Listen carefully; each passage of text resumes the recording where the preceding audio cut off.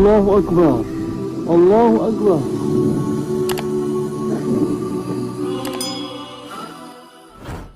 Dibandingkan Pilpres 2009 lebih parah 2014, betul tidak? Begitulah seterusnya. 2024 nanti bagaimana? Entahlah, Allahu a'lam.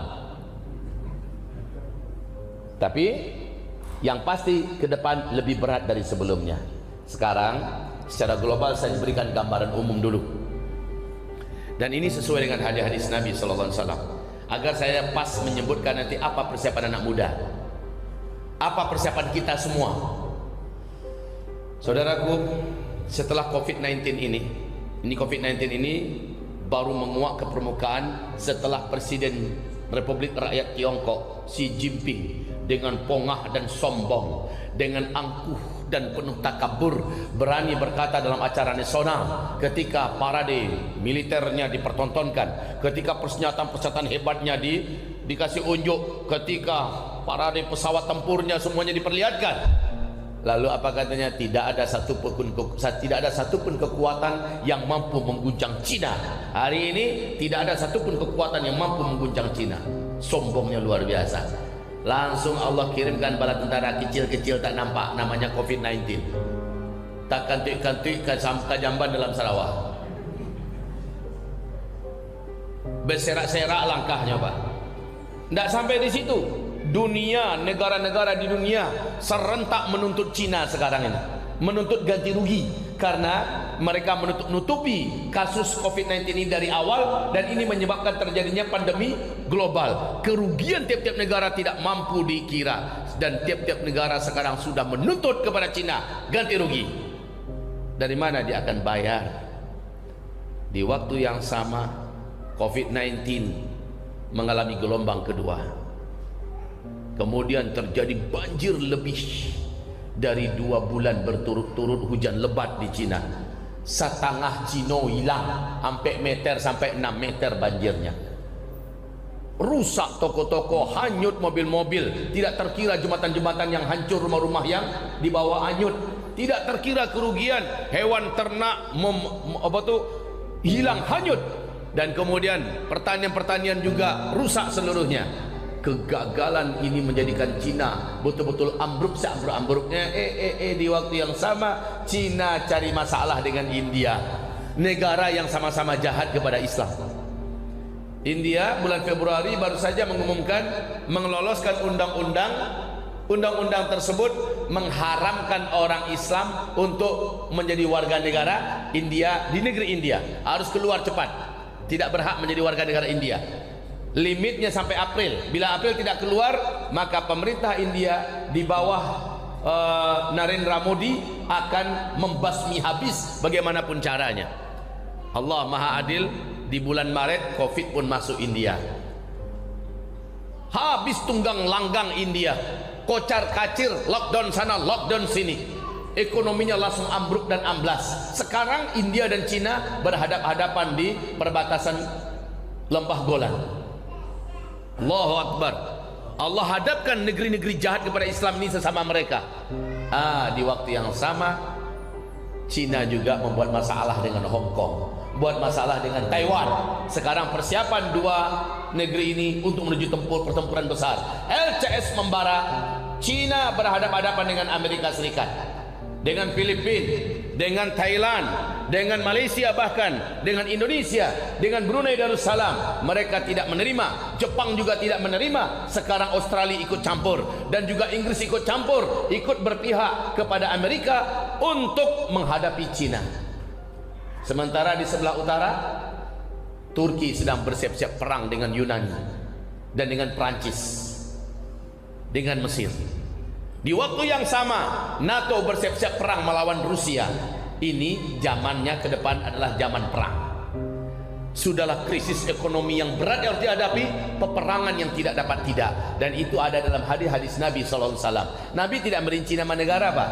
Nabi tidak merinci kejadiannya apa, lika-liku kejadiannya apa. Nabi hanya mengatakan pada masa itu sangat banyak terjadi pertumpahan darah, sangat banyak terjadi pembunuhan dan peperangan. Pada masa itu kelaparan merata di mana-mana. Pada masa itu kata Rasulullah, uang kertas menjadi tidak ada nilai dan harganya, dan saat itu kalian kembali menggunakan emas.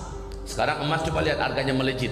3 tahun yang lalu saya sudah peringatkan umat, di mana saya ceramah se-Indonesia. Di YouTube masih ada ceramah-ceramah saya itu. Bahkan di TV One 2018 saya pernah sampaikan bersama dengan Safi Antonio agar kita mulailah menabung dalam bentuk emas. Karena ada isyarat Rasulullah ke situ. Sekarang harga emas sudah selangit, Pak. Oke, apa yang kami sampaikan terjadi, tapi ke depan intinya lebih berat. Kalau begitu, persiapan kami ini apa, Ustaz? Kalau iya bencana-bencana alam sangat besar ke depan yang harus kami hadapi. Kalau iya peperangan di mana-mana terjadi, apalagi sekarang Bapak tahu, dalam kondisi ekonomi yang begini berat, Menhan, Menteri Pertahanan Republik Indonesia, Prabowo konsentrasi memperkuat alutsista TNI kita. Ada apa? Ada apa? Saya yakin Bapak Ibu bisa membaca kondisi keadaan LCS, di mana sang pongah dan congkak RRT di bawah Xi Jinping mengklaim bahwa 85% Laut Cina Selatan itu adalah milik Cina. Padahal setiap negara hanya punya wilayah teritorialnya dari tepian pantai hanya 12 mil, sementara Cina mengklaim 1.200 mil itu milik dia semua, termasuk Laut Natuna kita. Ya, ini tidak diterima oleh Republik Indonesia. Brunei juga menolak, menentang. Malaysia juga demikian. Akhirnya mau tidak mau Indonesia dipaksa oleh keadaan di bawah pimpinan Bapak Prabowo Subianto untuk memperkuat alutsistanya dan meregenerasi ulang, merecovery ulang seluruh peralatan militer yang sudah out of order. Sekarang beli dengan harga yang luar biasa, beli dari Rusia, beli dari Cina, beli dari Amerika, beli. Persiapan menuju penguatan Indonesia, karena memang tidak bisa tidak. Prabowo sudah membaca ke depan sepertinya sulit untuk bisa mengelak dari harus mempersiapkan perlindungan yang total. Bisa jadi dunia akan menghadapi perang dunia ketiga. Dan apa persiapan Indonesia? Apa persiapan Indonesia? Baik, kaum muslimin Arab Saudi, bagaimana kondisi Arab Saudi hari ini? Allahumma salli ala sayyidina Muhammad. Arab Saudi, bagaimana kondisi Arab Saudi? Sampai hari ini Masjidil Haram, Masjid Nabawi masih sepi, betul tidak? Sampai hari ini merintih, menangis kita melihat kondisi Arab Saudi. Haji kemarin itu haji icak-icakan itu, hanya 10.000 orang yang bisa berangkat haji sedunia. Itu sudah sama dengan artinya terhalang melaksanakan ibadah haji dan umrah. Dan inilah tahun-tahun yang dimaksud oleh Nabi SAW. Nanti di akhir zaman akan ada tahun-tahun di mana umatku terhalang melaksanakan ibadah haji dan umrah. Dan itu kejadian sekarang.